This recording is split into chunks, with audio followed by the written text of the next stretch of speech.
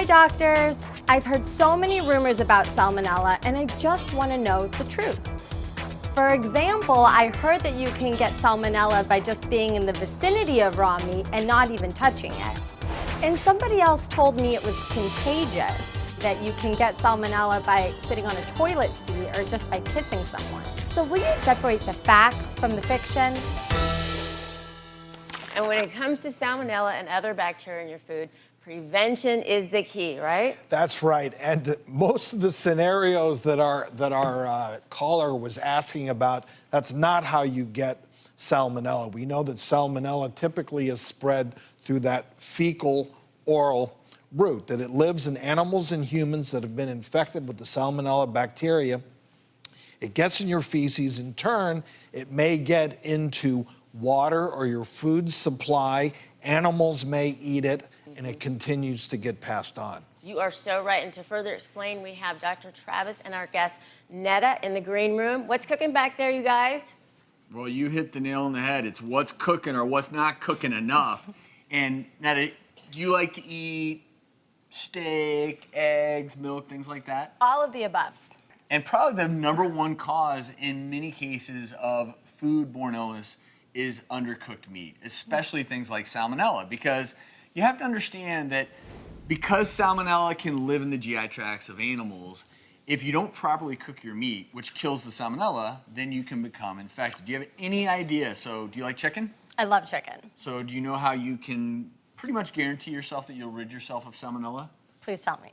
165 degrees. If you're not sure, use a thermometer. You want to make sure those juices are nice and clear as well. But if you use a thermometer, then you can tell when the internal, and the key is the internal temperature reaches 165 degrees. Now with other foods, like take beef patties. Now this is ground up meat. So it's really important that you get that to at least 160 degrees because you are more likely to get salmonella from ground up meat because if you think about it, since it's all ground up, the internal part of it could have been exposed to salmonella, and if you don't heat that up well, you're more likely to get infected. And if we don't have a food temperature thermometer at home, what is another way that viewers at home can help identify whether their food has been fully cooked or not? Well, looking at the center is absolutely key. We've always used things like, I would like it rare, medium, well done. It really is the amount of pink that you're seeing in your meats. And to use pork as an example, you want your pork to get to at least 145 degrees.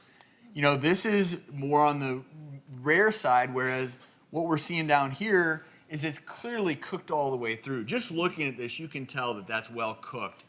With this is where a thermometer can actually come into play to make sure you've reached 145 degrees. And the good news is this is a CDN thermometer. And you said, do you have a thermometer at home? No. Well, you do now, and so does everyone in the audience because you're all going home. CDN thermometer. Use these. It really does help. No, let me ask you this, Neda. Have you ever tried unpasteurized milk? No, I've never even heard anything about salmonella in milk at all. So most milk that you get at a grocery store is pasteurized, so it's heated to remove bacteria.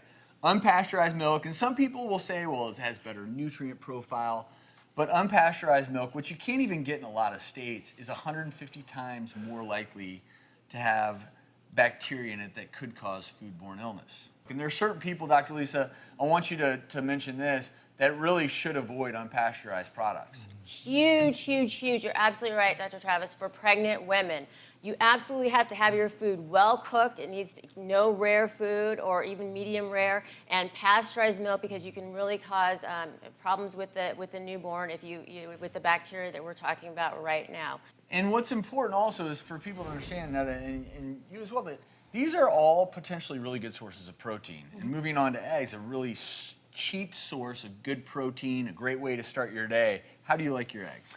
I like them a little bit more on the runny side. So you're more sunny side up? Yes. And I grew up in a sunny side up kind of house, which, you know, if you look and you run a fork through, you all see that at home as well, Neda? You see how the white is not really cooked, the yolk is still runny.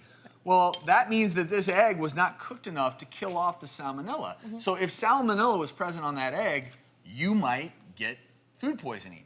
Whereas if you scramble your eggs, or this is an egg that has been thoroughly cooked. And again, if you're not sure, take your fork, cut through it. You can see, everyone see out there that yolk is nice and cooked? That means likely the salmonella that was potentially present. That thing is nuked. That-